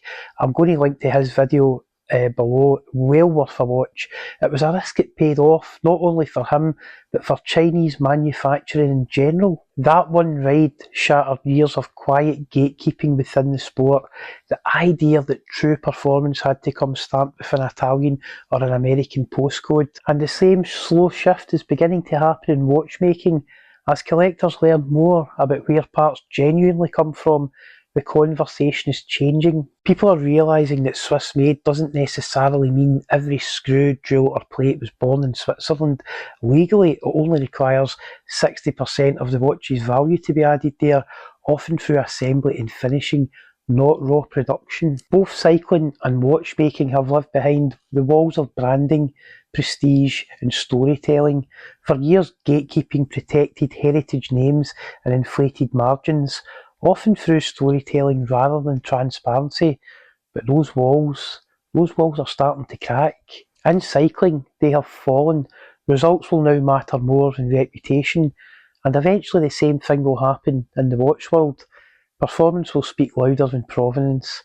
Branding will be recognised for what it is. Storytelling, not always superiority. In cycling, open mould frames are like templates, high performance designs that multiple brands can buy, paint and label as their own. Closed mould frames are exclusive to one brand, but often produced in the same facility with the same skilled hands as the open mould frames. It's almost identical to white label watchmaking.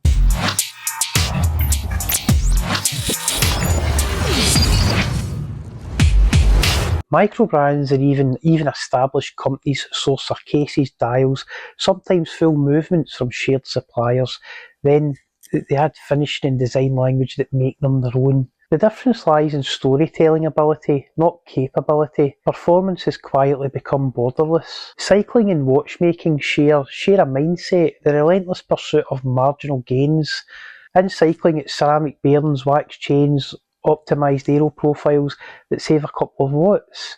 In horology, it's new escapement designs, silicon balance springs, and movements chasing ever higher accuracy and reliability.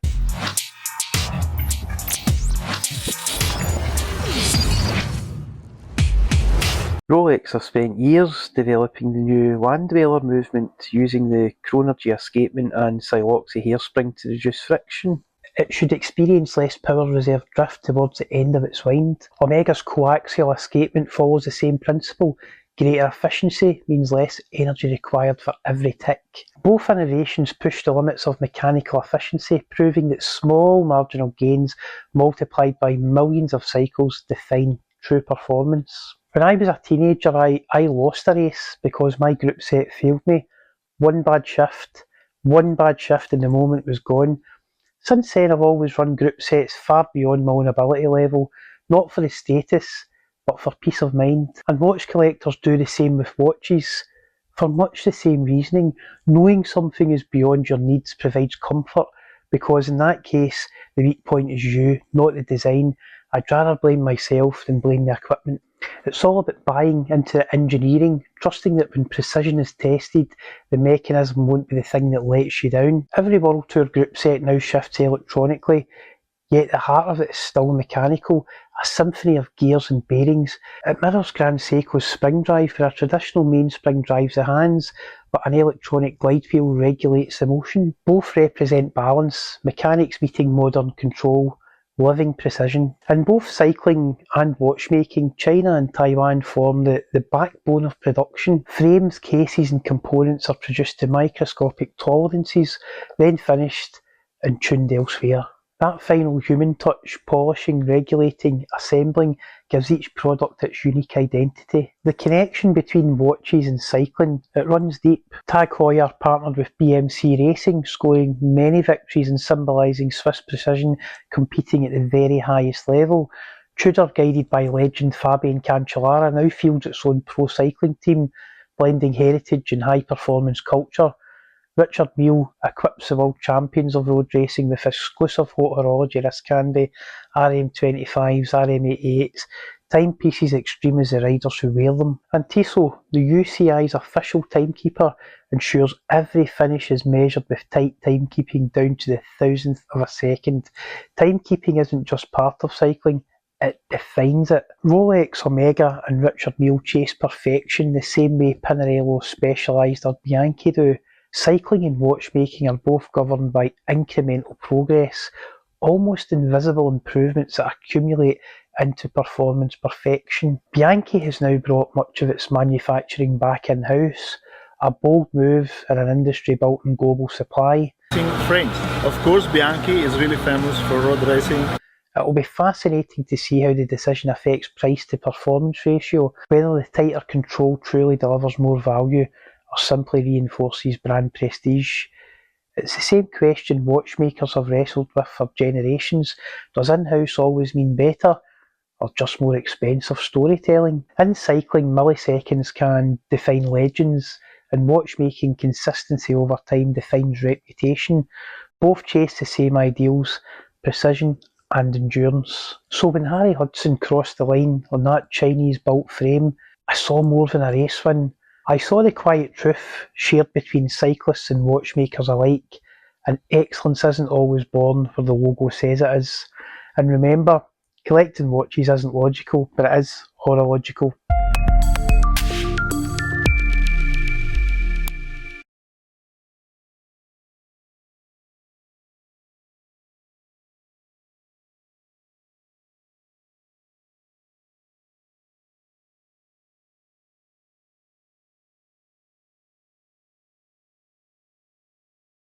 Welcome back to Horological. Today I'm not reviewing a watch, I'm reviewing Watch YouTube itself because something is changing fast. For years, independent watch content creators helped shape this space freely, honestly and passionately, but now the big brands are moving in. This is the coming Watch YouTube takeover. The great luxury houses, Rolex, Patek, Audemars Piguet, Vacheron, they ignored YouTube for years. Their marketing stayed locked inside boutiques and glossy magazines. That left us a gift: freedom. Freedom to say when a bracelet rattled or when a watch felt overpriced. Freedom to tell personal stories without that PR filter. YouTube doesn't reward brand polish, it rewards connection. That's why channels like TGV, Just One More Watch, and Early Watchfinder exploded. They spoke collector to collector, not corporation to consumer, and that authenticity built entire communities. We've already seen what happens when corporate money enters creator spaces. Donut Media, once scrappy and hilarious automotive YouTube content, it got bought by recurrent ventures. Production values rose, but the edge softened. In watches, the same pattern is emerging. Watchfinder now sits under the Richmond Group. Hodinkee turned from an indie blog into a full-scale retailer. Chrono24 and Watchbox, they're building their own media arms. After Richmond Group took full ownership of Watchfinder in 2018, the tone of the channel inevitably evolved. What began as a bold, independent voice in the pre-owned watch world was now part of one of the most brand-conscious luxury groups on the planet. It's understandable that creative freedom may have become a little tighter under that umbrella, and for someone like Andrew Morgan, who had helped shape Watchfinder's media output since 2011, known for his distinctive style and storytelling delivery, that kind of environment can feel restrictive. He's since said he wanted to explore ideas on his own terms, which makes sense when your voice has always been your key signature.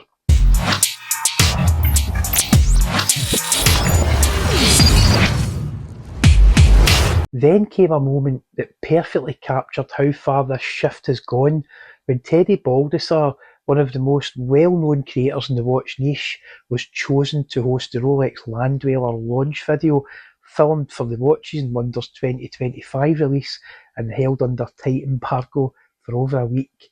Now let me be clear, this isn't a knock on Teddy. In fact, it's a measure of his success. He earned that invitation through years of hard work, consistency, and a genuine passion for watches. But symbolically, for me, it marked a turning point.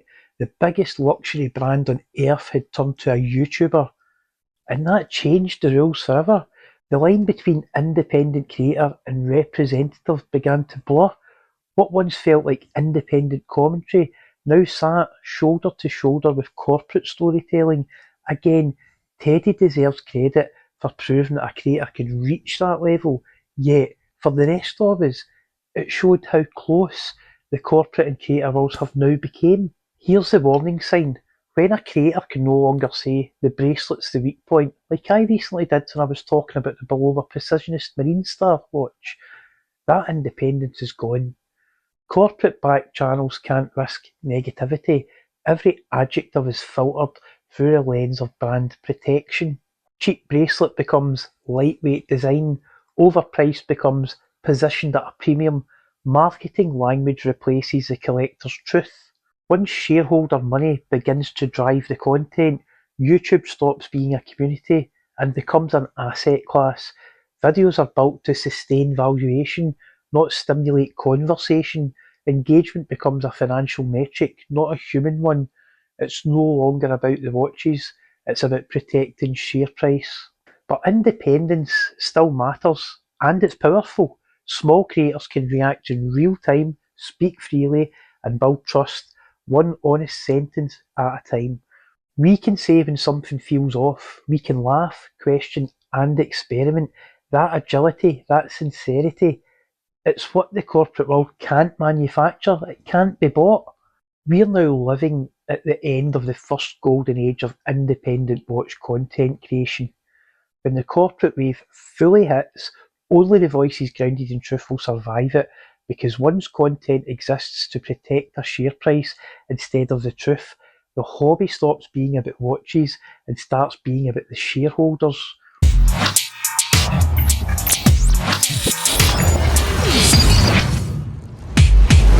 Small media creators in all platforms today are like Robocop, battling against the corporate behemoth of OCP. The war's already started. Our only real long-term advantage is agility. While corporate-funded creators drown in bureaucracy and brand guidelines, independents can pivot, experiment and evolve. That adaptability is our weapon, and it's how we'll keep a voice in our niche.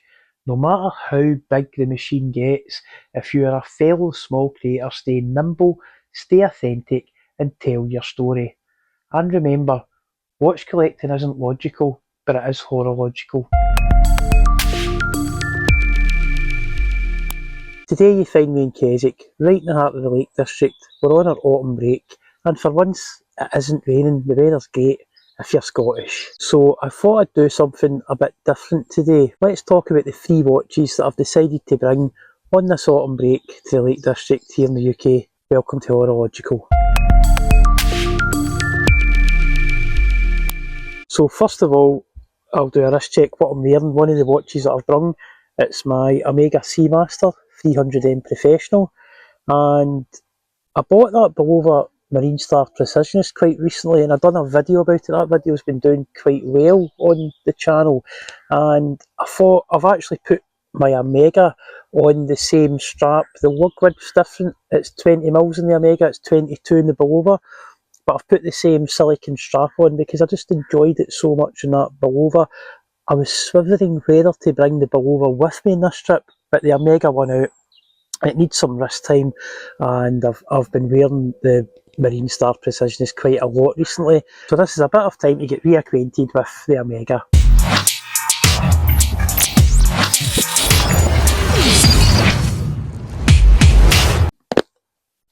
I've brought with me my 42mm Augsburg from Laco. Fantastic watch. It just says autumn to me for some reason. And I've brought my Seiko speed timer in the Pogue colourway, a storied chronograph. Fantastic watch as well. So hopefully I've got all bases covered with what I've brought, and let me just talk you through my rationale. So first of all, let's talk about the Omega Seamaster. And it's a watch, I've had this for a while now, and I like this watch. It wears fantastic. The only fault for me with this watch is that AR coating on the outside of the glass, and I'll continue to go on about that. And that's something that Bulova got right with theirs. The AR coating's only on the inside of the crystal. But I thought I would come and get reacquainted with this watch on this silicone strap, which I'll start including affiliate links to the things that I'm using with my watches and all my videos. Some people have private messaged and asked, where did you get that? How actually is it? So I'll try and be a little bit more descriptive about what I'm actually using, and it's not always about spending lots and lots of money. I do go to the Omega boutique now and again and do buy some hardware, but it's very expensive, and my advice is if you buy a watch, like I did with my Omega, it came on the original 9 link tank track bracelet, the Pierce Brosnan era kind of classic bracelet. That's what it came on, and I found it very, very heavy. So I've went through quite a succession of trying straps. I've got a mesh for it. I've got a few silicone straps now. I've got the orange one that I done a short on a few days ago. You can check that out, see how that looks. And none of these straps are very expensive.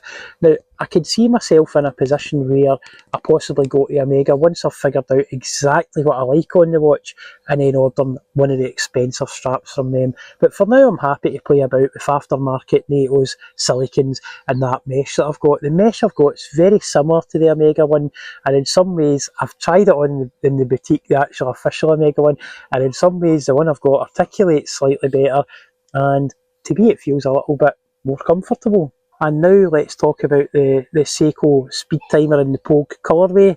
You know, I know it's not a Pogue, it's not a mechanical watch, it's a solar caliber by Seiko, but it's a fantastic watch, and this watch came out here in the UK in August 2024, and it took me till kind of the end of November to source one of these watches, because I was just finding a few of them that I'd looked at in person had some alignment issues. So again, it's another Seiko to my collection, but I've had to curate this one, and I just like the splash of colour. For the price of this watch, the quality of the dial is absolutely amazing, and when the sun hits that dial just the right way, it absolutely lights up. And there's a lot of debate online about whether this dial is yellow, gold, orange. I don't know myself. Let's just call it Pogue. Let's name a new colour Pogue in honour of this Seiko dial. It's absolutely fantastic, and I'll wear this a couple of days on my holiday. Maybe if the weather turns really bad, this'll brighten up a day for me. And then this is my third watch I've brought. I've brought my Laco Augsburg 42mm on the riveted leather strap. An absolute classic Type A Flieger, highly legible. And it's funny because I don't very often get compliments on my watches unless I'm wearing a Rolex or something really recognisable. But I was over at Orton Grange the other day. It's a place just up the road. It's an agri-tourism farm, cafe, shop. Some fantastic products. If you're in the Lake District, set the sat-nav for Orton Grange and give it a try. But there was an older gentleman in the car park that actually complimented me on this, and he said, "Nice Flieger." He knew exactly what this was, and I find that unusual. To get a compliment on a mechanical watch these days is quite a rare thing.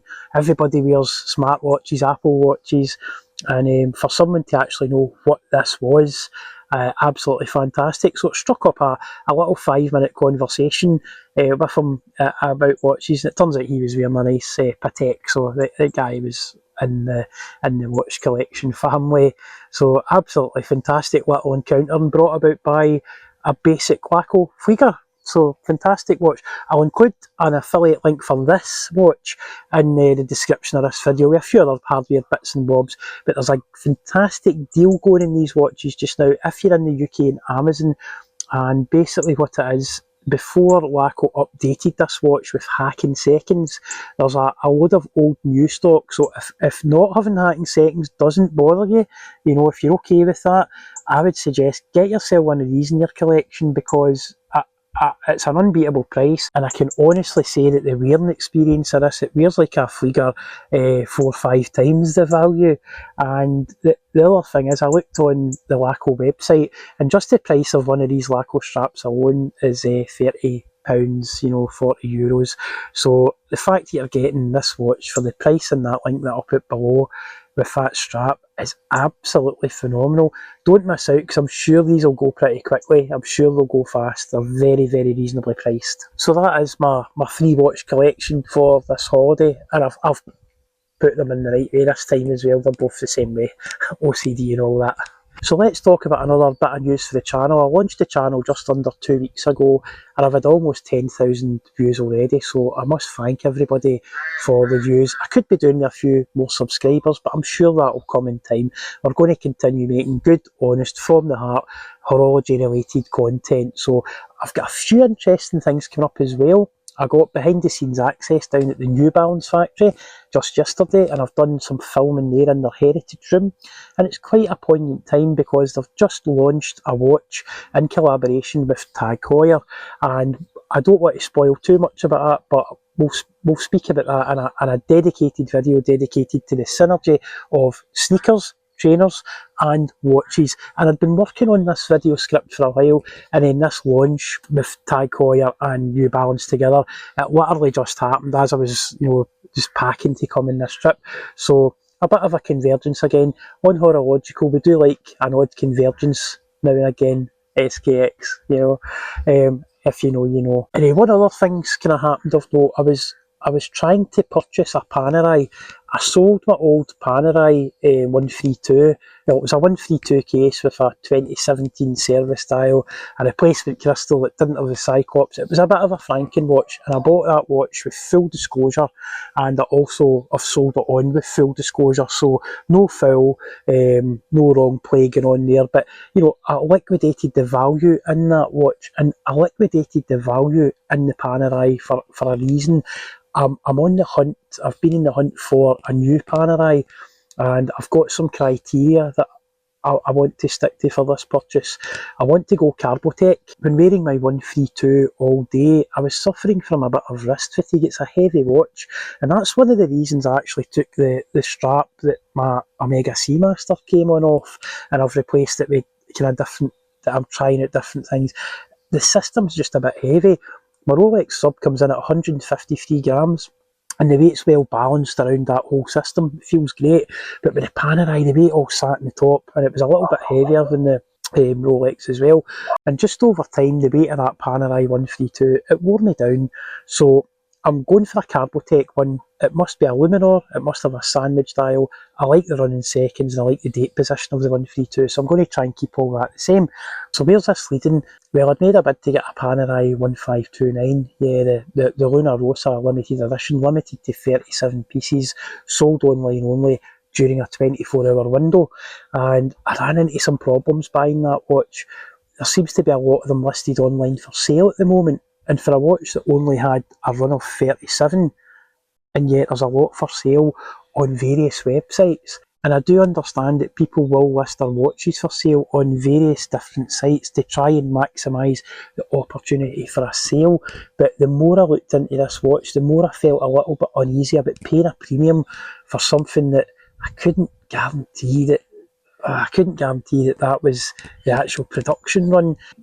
I'm not saying anything nefarious about Panerai here. There is a bit of a history, and I love the brand and I know it quite well, but I just don't know it Paneriste well to know exactly what's went on here. So I did make a bid for that watch. I went under because I'm not willing to pay that massive premium for exclusivity when I can't guarantee that the exclusivity actually exists, and it get knocked back. So the sale fell through. That's absolutely fine. So I went back to the drawing board and I thought, what is it I'm actually wanting? And that's how I come up with my kind of short list of specs for what I want in a Panerai. 44mm, Luminor, I want Carbotech this time, running settings and date in that position. And if it comes with a nice strap, that's a bonus as well. I've still got some Panerai rubber straps in the collection. I get rid of the 132 with the alligator strap that it originally came with.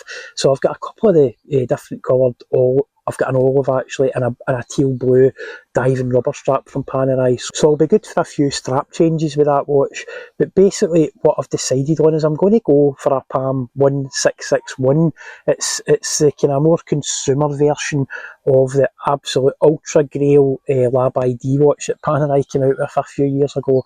I don't want to talk any more about that in this video, but because it's something that I'm going to pad out into a full video, maybe even a couple of videos explaining the process I went through, the kind of decision-making process and how I've ended up. And it's important to say I haven't got the 1661 landed yet, I'm in the final stages of it. So fingers crossed that in the next couple of weeks I've got that watch. It's been to be authenticated, it's come back to me.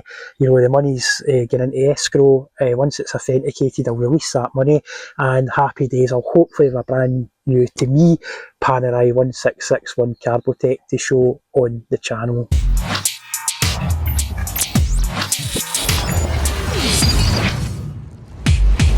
So that was my lineup of watches for this trip. We've got a classic Flieger, a colourful storied chronograph, and the old faithful Omega Seamaster that I really need to get reacquainted with, which is fine, and it is wearing great on this silicon. I must just add that. After experiencing the 22mm version of this strap on the Marine Star, having it on this, it's a really good fit. I might go to Omega sometime later on this year and pick up the official Omega rubber strap if this is still going well. So we'll give this a couple of months and we'll see how it goes. So how do you think my watch selection went for this trip? Did I get all the bases covered? Is there something that I've completely missed? Maybe I should have sneaked a G-Shock in the hand luggage. Questions for a watch collector, eh? So thanks for watching. Don't forget to subscribe to the channel. I've noticed there's a lot of you watching that aren't subscribing. If you could please subscribe, it'll help me grow as a channel and it'll help me bring better content to you as fellow watch enthusiasts and collectors. And remember, collecting watches isn't logical, but it is horological.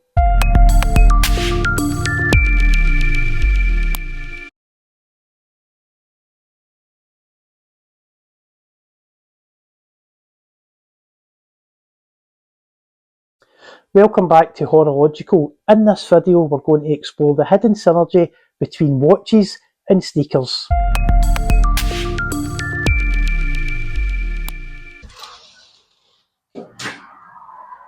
This isn't Switzerland, it's Flunby, a small town in the west coast of England where shoes are still stitched, glued and made by hand. In a world of injection moulded everything, that seems almost rebellious. Here, heritage isn't a slogan, it's muscle memory. Look closely and you'll see the same virtues that built mechanical watchmaking: precision, passion and heritage. Today I'm not here only as a watch collector, I'm here because these walls speak the same language as a Swiss atelier, the language of craft that endures. These pairs aren't just ordinary sneakers.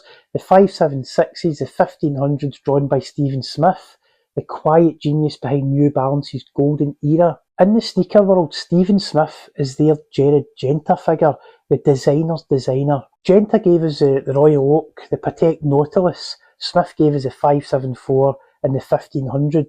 Both turned utility into art, performance into personality, and proportion into poetry. Like Genta, Smith obsessed over geometry, how a curve feels, how a line carries through, how the human body connects and interacts with an object. Decades later, Flunby still builds his designs by hand, just as Swiss ateliers still finish designs sketched over half a century ago. Precision is universal.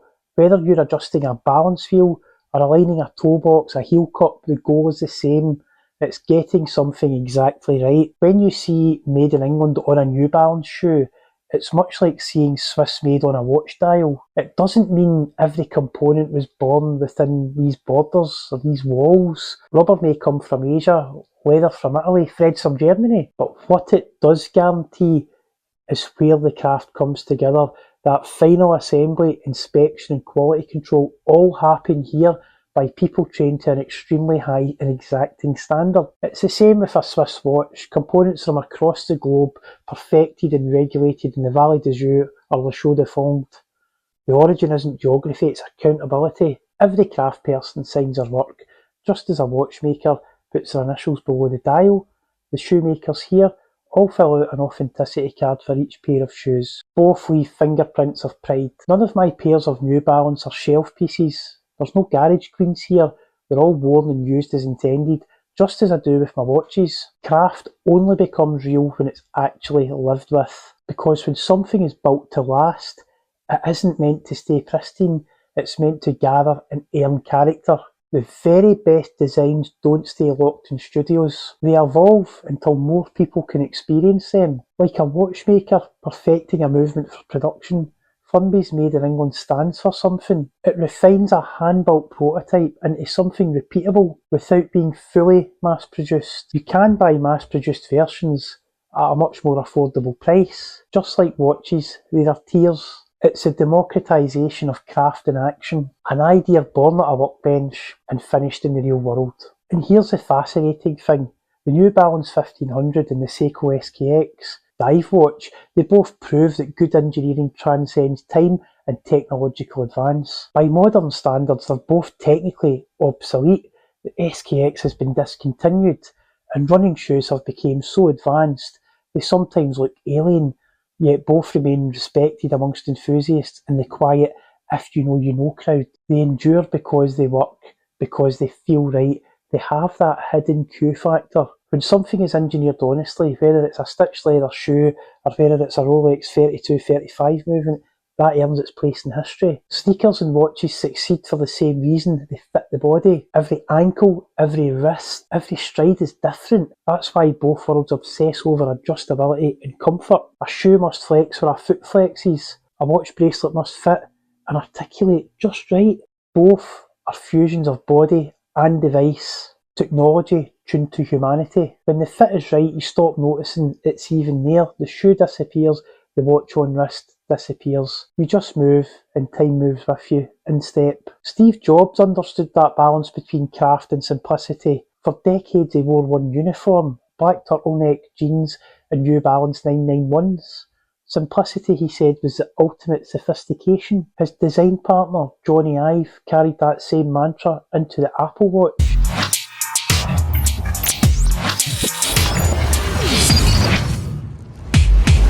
The Apple Watch, it didn't end watch culture, it invigorated it. It reminded a generation that the wrist is still a place of prime real estate for precision, comfort and self-expression. And once you've lived with one, stepping back to a mechanical watch, it marks you out as a true enthusiast, someone who wants to understand the why behind every tick. Jobs once rejected a Mac prototype just because the logo alignment fell off. That's the key and precision we're talking about here. I've seen that same perfectionism here in Flumby, where a craftsperson rejects a pair of shoes whose one stitch is a millimetre off. That pursuit of just right, that connects Silicon Valley to the coast of England here to Switzerland. Just the other year, Tag Heuer teamed up with Kith, a streetwear brand. Kith are the retailer who also sell exclusive New Balance Made in England and Made in the USA drops. They teamed up to reissue those classic 1980s plastic watches that Tag Heuer are synonymous for. A Swiss watch launched like a sneaker. Colourways, limited edition, online queues. Heritage had met hype and it worked. Tag Heuer have since put the Formula 1 watches back into full-time production, albeit with an updated solar calibre. What Stephen Smith did for sneakers in the 1980s, Tag Heuer done for watches. They made precision joyful again and reminded collectors that designs can be serious but also fun at the same time. Tag Heuer and New Balance were both years ahead of their time. The Tag F1 re-releases and the Kith New Balance collabs prove that point. Those 80s designs have came back and they're hitting hard, with a whole new generation of enthusiasts willing to pay today's premium prices for timeless designs that are now over 40 years old.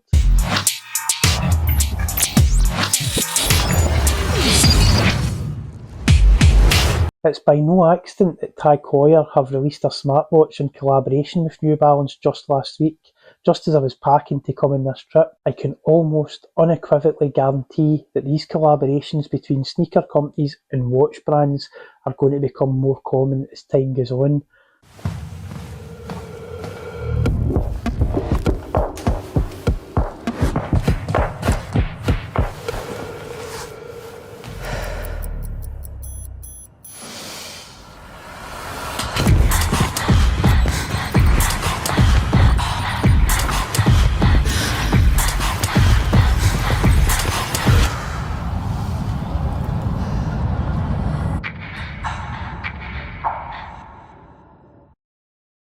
A breakthrough point for me will be when it's no longer a smartwatch, but it's actually a real mechanical timepiece. How good would that be? Every scuff, every crease tells a story, just like the nick in a case back of a watch. The moment something becomes too precious to wear, it stops living. My personal collection of New Balance 1500s, those come from Stephen Smith's original drawings. Most of my watches trace back to drawings before I was born. Different industries, same DNA. Proportion, patience and precision. Genta, Smith, Ive, Jobs, they were all chasing the same goal, to make complexity look effortless and to keep the human at the centre of design. The continuum of craft, that isn't nostalgia, it's a relay. Every generation takes the baton, puts their own input into it and then passes it along to the next generation. Whether it's a balance wheel or the sole of a shoe, what matters is that someone cared enough to make that right. Stephen Smith did, Gerald Genta did, Steve Jobs, Johnny Ive, they both did, each in their own language of form. I've never been interested in garage queens, not in watches, not in my cars, not in sneakers. The joy's in the wear, the scratches and the miles. Because the true test of design isn't under studio lighting, it's endurance under human interaction. The 1500s, an SKX, a classic car, and even the Apple Watch prove the same truth, that good design made with care will always find its place, whether that's on the wrist, on the road, or in time. If something was designed and built to last and endure, it deserves to live. And remember, collecting watches isn't logical, but it is horological.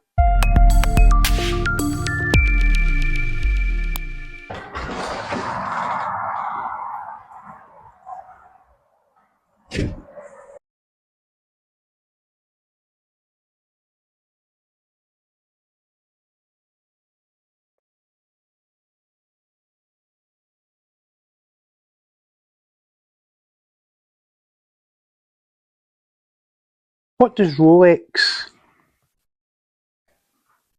Monopoly and this pencil have in common? Welcome back to Horological.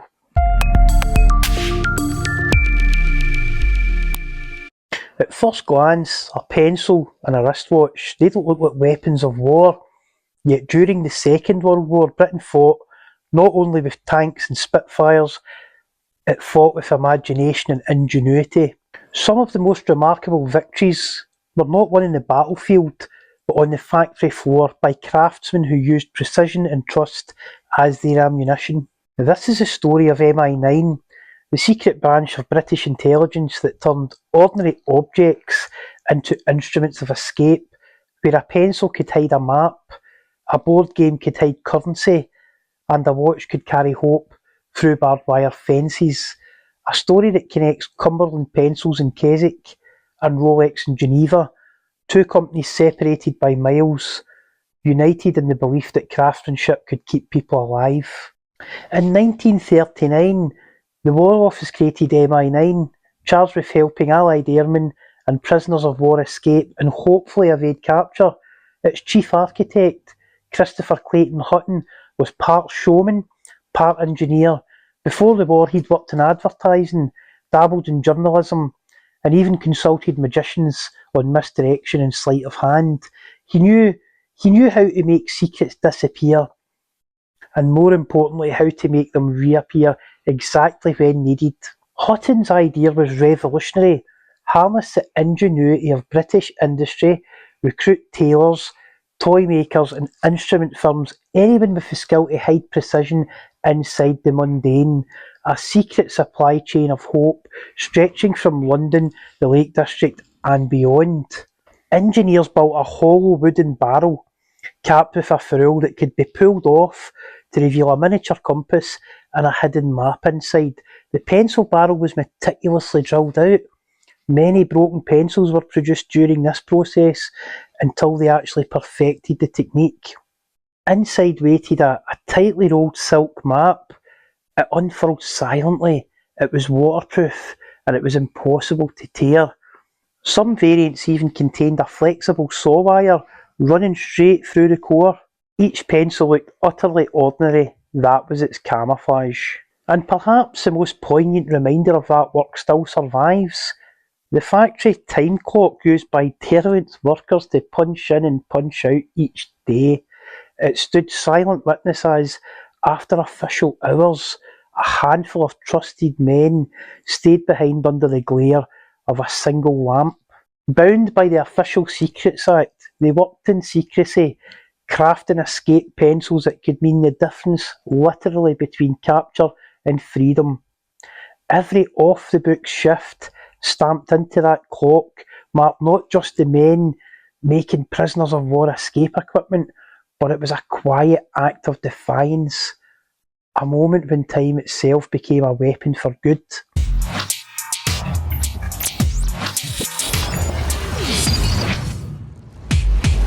They were quite literally doing overtime for freedom. These escape pencils were slipped into survival kits and Red Cross parcels bound for prisoner of war camps, a simple object infused with ingenuity and hope. MI9's success depended on Britain's craft industries, those already fluent in microns and tolerances. Watch component makers fabricated the miniature compasses the size of shirt buttons. Some of those little compasses found their way into this version of the Derwent escape pencil. Optical firms ground tiny lenses for escape periscopes. Instrument makers built concealed sundials and survival kits for downed pilots. Even tailors stitched silk maps into uniform linings with invisible threads. Completely undetectable. While MI9 engineered concealed escape equipment in Britain, another act of quiet resistance was unfolding in neutral Switzerland. Hans Wilsdorf, founder of Rolex, had been born in Germany, but he made his fortune and his loyalties in Britain. When news reached Geneva that British officers in German camps in the Western Front had lost their watches when initially captured, a deal was brokered. Thanks to Switzerland's neutrality and Red Cross communication channels, Rolex watches could be shipped legally to prisoner of war camps. Wilsdorf made a remarkable offer. Any British officer held as a prisoner of war on the Western Front may order a Rolex watch and pay for it after the war if he survives. Rolex supplied watches to prisoners of war on credit. Confident that the war would end with an Allied victory, prisoners could request a watch from Switzerland through the International Red Cross, and Rolex would honour that order with the bill to be paid after the war. This was all made possible due to Switzerland's neutrality and was a significant morale booster for the prisoners of war. No contracts, no deposit, only trust. Thousands took him up on it. The most famous was Flight Lieutenant Clive James Nutting, imprisoned at Stalag Luft 3, later immortalised in The Great Escape. His Rolex Oyster chronograph timed the guards' patrols and the tunnellers' shifts beneath the sand. After liberation, Nutting wrote to settle his account.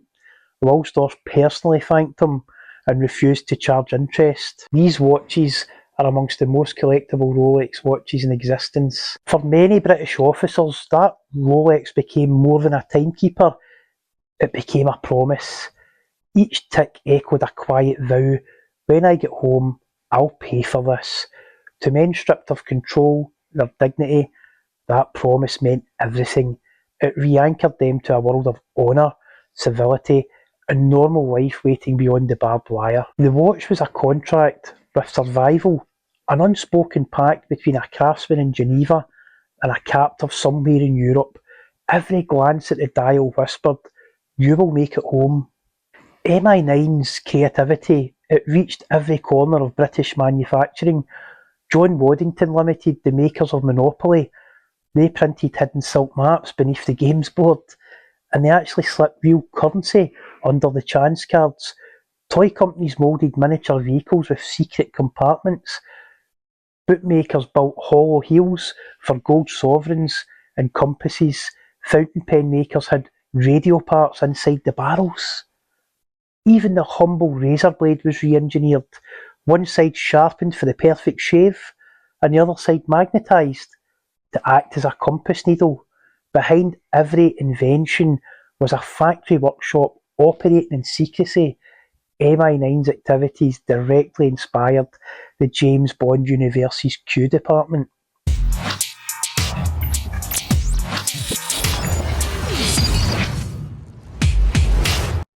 The one thing the prisoners had on their side was time. Time to look through those boxes of pencils and find the one or two in a box that could contain hundreds, a large box of pencils, and they could find the one or two pencils that contained the hollowed out one with a map and that little mini compass. The men knew it was there, the message got to them it was there, but somebody had to actually sit and go through those boxes and find it. Same with the Monopoly games, there could be piles of these games to be distributed out to the men. There was maybe only one or two sets of the real currency, but the men had time in their hands to go through every single object with a fine-tooth comb. This was something the German guards couldn't do. They couldn't devote the time to going through every single parcel delivered, checking if there was anything nefarious in it. So time played to the British prisoners' advantage in this case as well.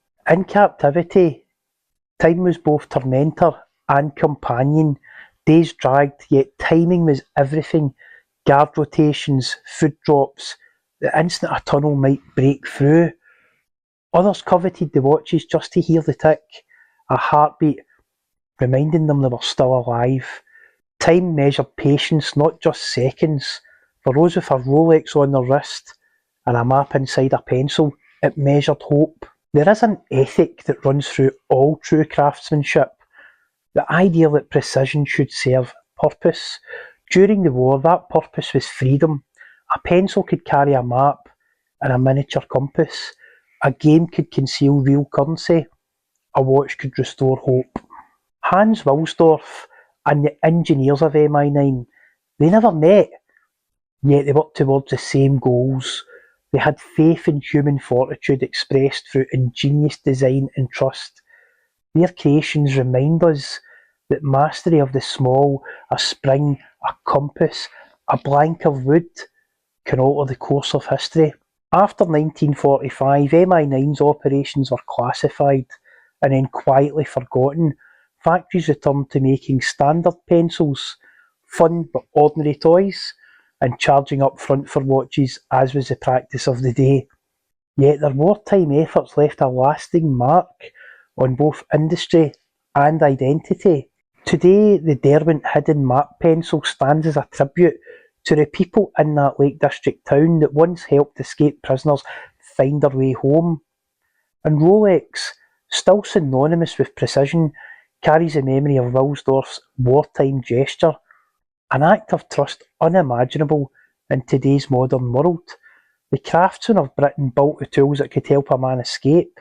They engineered the means to slip past walls and borders unnoticed. But Hans Wilsdorf, he gave something deeper. He gave them hope.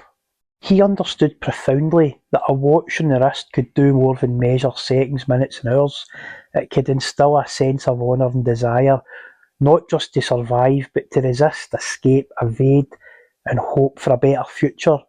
Watches became aspirational objects. Every Rolex that ticked inside a prison camp was a reminder that someone somewhere still cared. It was a belief that could not be broken or silenced. British manufacturers gave escaped prisoners ingenious ways to navigate and survive, but Wilsdorf gave them the will to break out and survive. They had to pay for that watch after all. Altogether, they proved that the greatest function of time is not to mark our limits, but to remind us what we're capable of in the darkest of times. When we look at a watch or sharpen a pencil, we rarely think of war or captivity, but during those darkest years, these small objects carried enormous weight. They measured more than minutes, they measured hope, and they gifted freedom. They proved that trust could survive even in confinement, and that ingenuity could bloom in the bleakest of places. A pencil helped men find their way home. A watch helped them believe they'd get there. Together they show that the finest tools humans have ever crafted were not for destruction but for freedom. And remember, collecting watches isn't logical, but it is horological.